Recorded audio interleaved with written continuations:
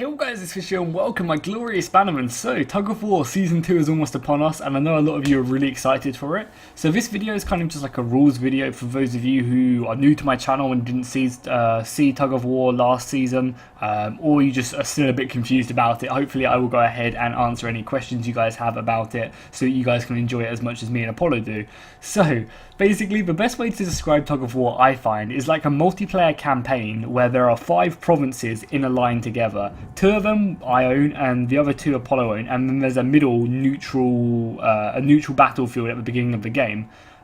We both pick our 2 factions, and I'll get onto more army rosters in a second, but so we both pick our 2 factions and we fight in a multiplayer battle over the middle province, which you guys can see, and that will just be a normal like land battle. Nothing, the terrain won't be crazy or anything, it will just be a normal kind of flattish battle, maybe a few hills, and we'll fight it out, and whoever wins that will then push the person back to the province which they owned next to it. So if I win, I'll push Apollo back to his, so we'll move the battle to the right, and I'll push him back to his castle, or like Motte and Bailey. We're not really sure what we're doing, what settlement we're doing yet, but I'll push him back to his Motte and Bailey, and then we'll fight another battle there. And if he beats me, we'll go back to the middle battlefield, but if I beat him on the Motte and Bailey, I'll go ahead and then push him back to his citadel, which will be like a Helm's Deep or like a Minas Morgul, or like a really epic Lord of the Rings province. And then if he beats me when we fight for the citadel, he'll push me back to the Motte and Bailey or the castle. But if I win, I go ahead and win the campaign. So really you kind of have to win 3 times in a row from the middle province to kind of claim victory,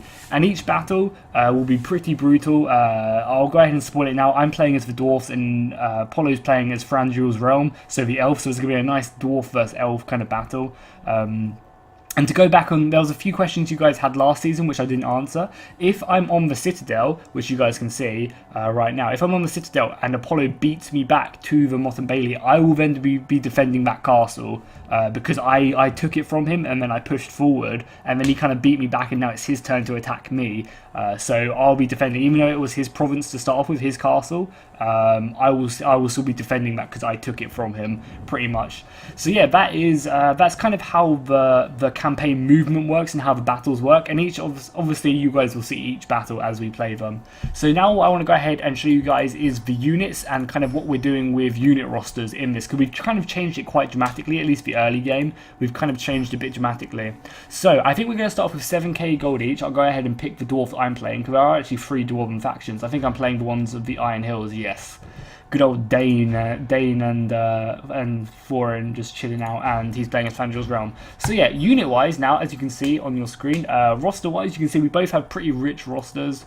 I have a few more troops, but again, he has some really high quality troops, which will make the game really interesting. So what we're going to be doing is, instead of just having at the start of the campaign 3 infantry, 1 archer unit and a cavalry unit, what we're going to be doing is we're going to be giving ourselves 5 upgrades which we can spend wherever we want. So if I was the dwarf and I was like, I really want my crossbowmen, my highest tier crossbowmen, I can spend 4 of my upgrades on getting these black lock engineers straight away, and then I'll have 1 more upgrade to either spend on infantry or cavalry, and vice versa. I could be like, well, I'm dwarf, I just want to go straight infantry. I'll be spending my 5 upgrades on getting the 5 infantry units, so the 5 cheapest infantry units. So what we do is we kind of level it by price. So it would be my dwarven miners, the nobles, the warriors, the Erebor Mattocks warriors, and then also these Iron Fist axes as well. The spearmen, yeah. The spearmen could be the same price, so it'd be these 5 infantry units. And then after the next battle, I'll get another upgrade which I can then spend on my archers, infantry, or cavalry.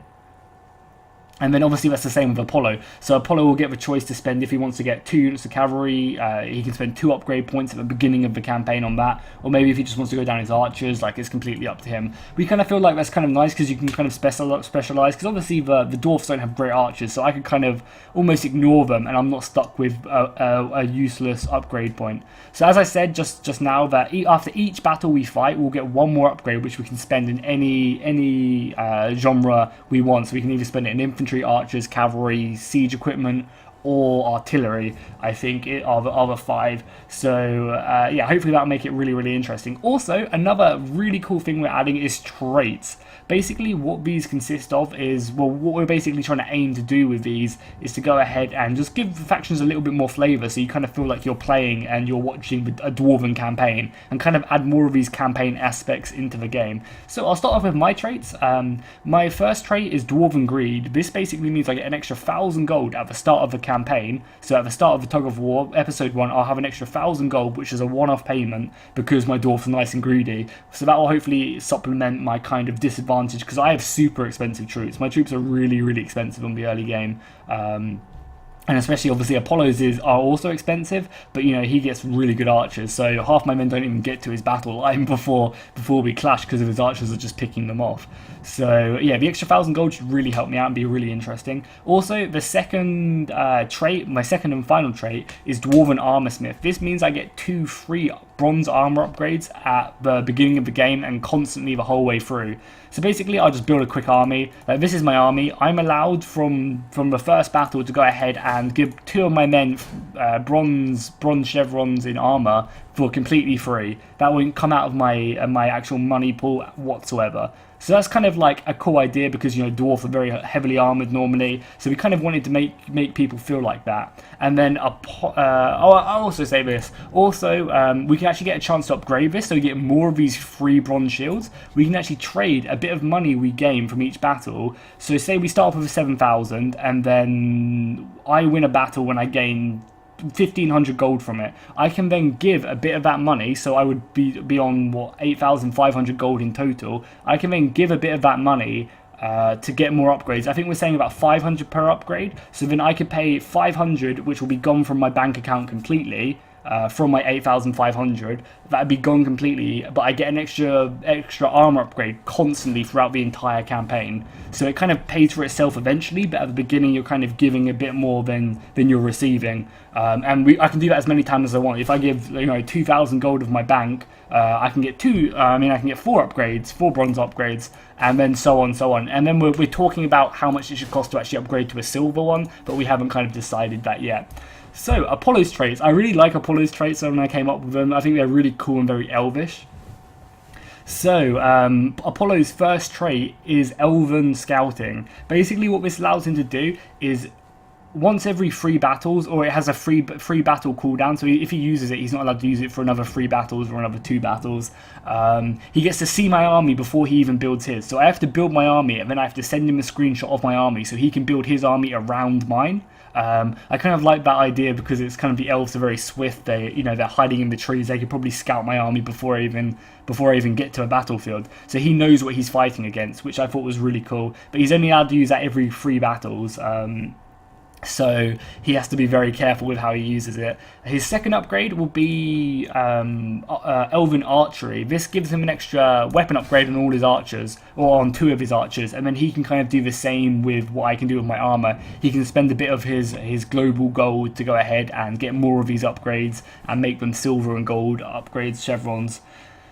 So yeah, I think that's everything. Also, the money's still the same. We're still going to be randomizing the money from a set point. So it's going to be from like 500 to 1,000 to begin with, and then it'll be 500 to 1,500, and then 500 to 2,000 each battle, and it just keeps on increasing, so we get more and more money. But you know, I feel like these traits will give us something else to dump our money in to make it kind of more interesting, and even maybe extend the length of this series, because the last Tug of War was only like 9 battles, I think. So yeah, if you're confused by any of this, do not hesitate to write in the comments down below. I will be more than happy to answer any questions you guys have, because I know I'm not the best person at explaining stuff. So, you know, if anything confuses you, just let me know and I will go ahead and tell you as best as I can. But yeah, I hope you guys are as excited for Tug of War as I am. Come on, you dwarfs, make sure to go ahead and let me know that you're supporting the dwarfs. We don't want the elf scum to win. So yeah, make sure to go and drop a like and a comment on this video, and also let me know how excited you are for Tug of War Season 2. Can we make it two times in a row we win? Because obviously we won the last Tug of War. If you missed any of that, make sure to go ahead and look in the description. There'll be a playlist. And yeah, I'll see you guys next time. And fish out.